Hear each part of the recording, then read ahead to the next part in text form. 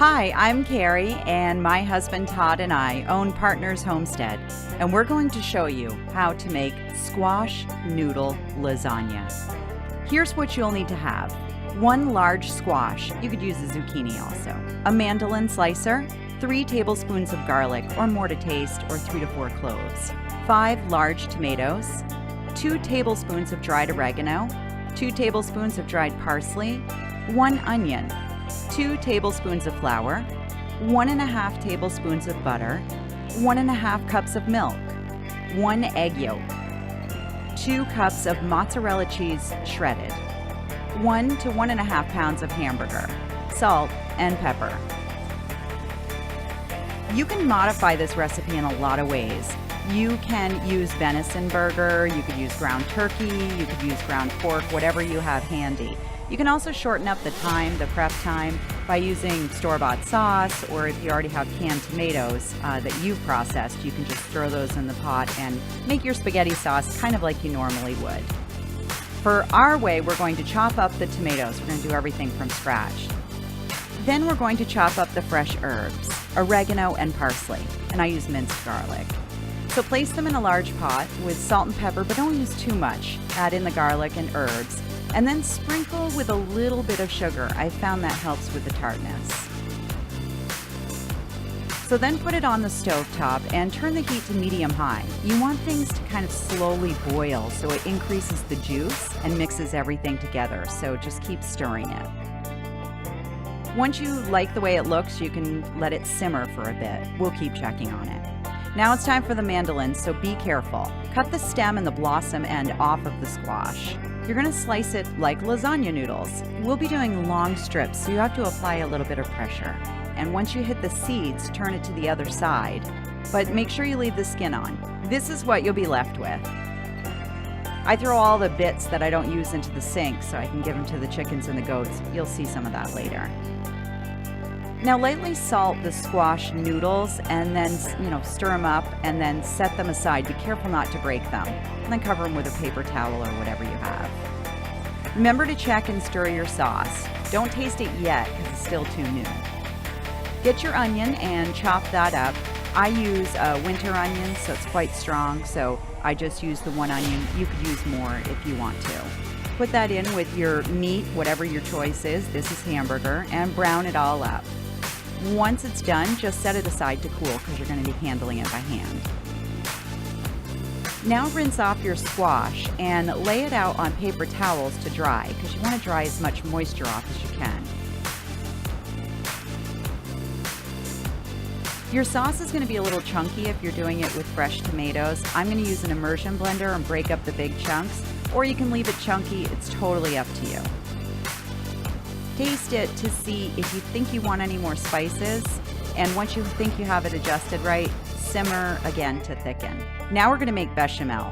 Place butter in a sauté pan and melt using medium heat. Once it's melted, you're going to add in the flour. This is going to happen super fast, so you got to pay attention. So whisk it quickly while you have the flour in the warmed butter. It's going to clump up really quickly.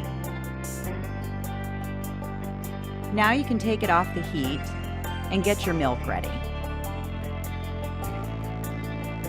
Slowly pour in your milk while whisking. I had mine cold. You could do it room temperature if you like, but mine was cold milk. And just keep stirring it and stirring it in. You're going to think, oh my goodness, it's all watery, but it'll thicken up as we go. Now it's time to just get your egg yolk. So crack your egg. I just used a little measuring cup.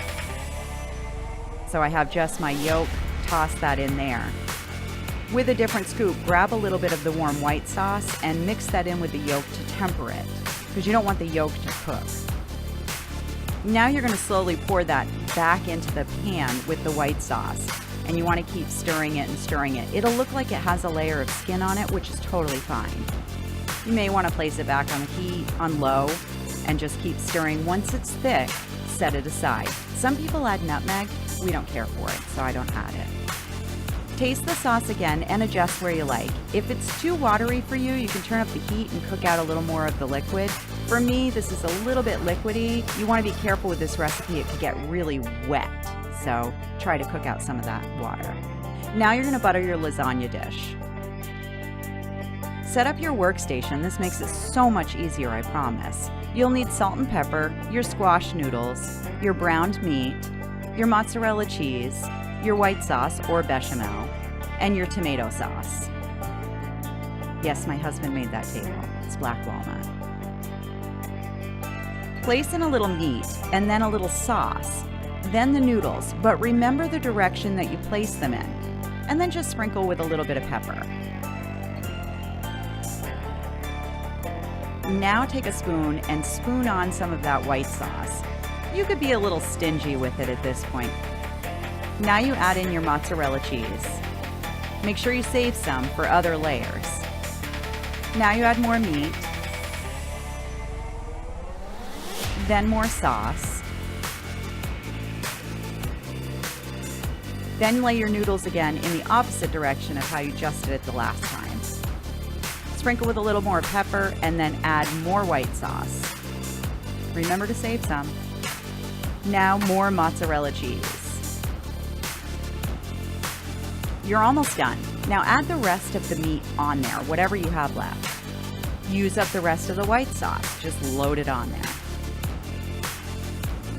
Put noodles in the opposite direction of the way you did them before, and you may have extra, it's no problem. Use the last of the sauce, and then take all that mozzarella that's left over and sprinkle that on the very top. Preheat your oven at 375 degrees. Mine is gas, so I'm not sure if you need to adjust the cooking time. Cover it with foil and then pop in the oven when it's at the correct temperature. Bake it for 35 to 40 minutes. Remove the foil and it should look like this. You can see it's kind of bubbly. Bake it uncovered for another 20 minutes. This is what it'll look like. We served it up with a fresh garden salad on the side. The longer you let it set, the better it will hold together when you're scooping out your peas, and it's even better the next day. Now you can toss out all the bits for your animals in your yard. I just wanted to let you know the only things that we didn't grow here, obviously, are salt, pepper, flour, the butter, the milk, sugar. I think that's it. Thanks for watching, and be sure to follow us on Facebook at Partners Homestead, and we have a YouTube channel. Check us out.